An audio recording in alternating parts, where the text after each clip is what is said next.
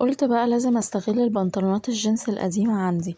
رحت جايبة البنطلون الجينز ده وجيت في الرجل بتاعته من الاخر ورحت محددة كده بالدبوس وقصيت بالمقص. او بصوا بقص بالمقص، بس يا ريت المقص يكون حامي يا جماعة عشان يقص بسرعة. او كده قصيتها. هشيل الدبوس وهقلبها على الوش اللي جوه،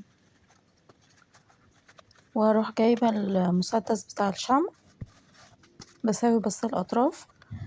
هجيب مسدس الشمع وهروح لازقاه من تحت، الجزء اللي هو من تحت اللي انا قصيته.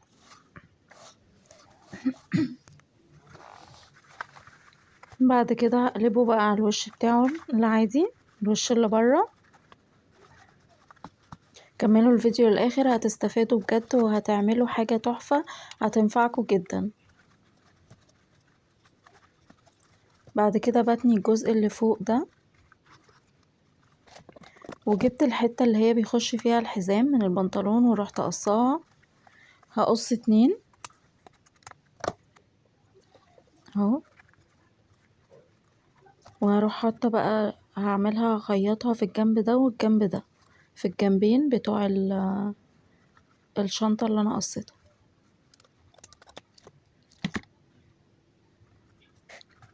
هخيطها، وجبت الخيط بتاع التطريز عشان بيبقى تخين شوية عشان يستحمل وما تتقطعش بسرعة. وبخيط من تحت التانية اللي انا عاملاها من فوق يا جماعة عشان الخياطة متبانش. اهو كده انا خيطت الناحية دي، بقصها وهخيط بقى الناحية التانية. لو وصلتوا لحد هنا يا جماعة ما تنسونيش بقى في اللايك والشير، وياريت تشتركوا في الصفحة لو لسه مشتركتوش. خيطت الناحية التانية كده بقوا ناحيتين اهو. بصوا بوريكم ان انا مخيطة من تحت. بعد كده جبت الماجنت ده، كبسولة الماجنت، وبحدد من تحت التانية برضو اللي انا عاملاها، بحدد بالابرة وهعمل زي فتحتين كده بالمقص، وممكن بموس اي حاجة او بقطر. وهجيب الكبسولة بيبقى ليها 2 لسان كده، هحط واحد هنا وواحد هنا، وهجيب الكفر بتاعها بحطه واقفل اللسانين على بعض فوق الكفر اهو. بصوا، وكله تحت التانية اللي انا عاملاها، عشان كده انا عملت التانية دي عشان احط الاكسسوارز براحتي وما يبانش اي حاجة. بعد كده بعدلوك اهو في الناحية التانية عشان تعرفوا بتتركب ازاي. برضو فتحت فتحتين بالمقص،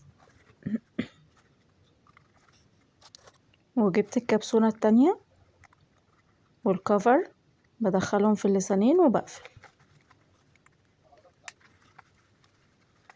لو حد عنده اي سؤال يا جماعة في اي حاجة هاند ميد عايز ينفذها ومش عارف، ياريت تكتبولي في الكومنتات. دي بقى شنطة، دي ايد شنطة كانت عندي برضو قديمة، كانت اتقطعت وما بستعملهاش، رحت واخدة الايد بتاعتها. الفكرة هنا ان احنا بنستغل اي حاجة قديمة عندنا او ملهاش لازمة، بنستغلها في حاجة تنفعنا. بعد كده جبت الخرز اللولي ده،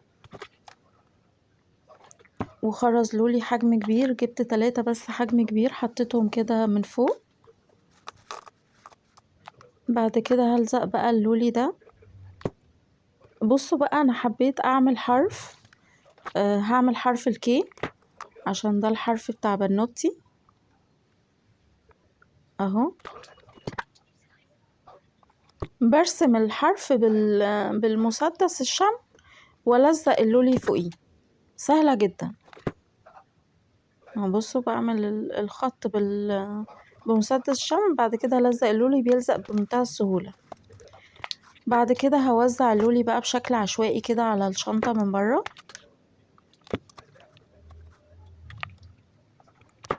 اهو. يعني حاجة كانت مركونة عندنا بنستخدمهاش، استغليناها وعملنا منها شنطة كيوت قوي وحلوة، ممكن احنا نستخدمها وممكن نديها لبنوتتنا اهو. بصوا الشكل حلوة قوي، وكمان اليد بتاعت الشنطة البني لايقة على الجينز.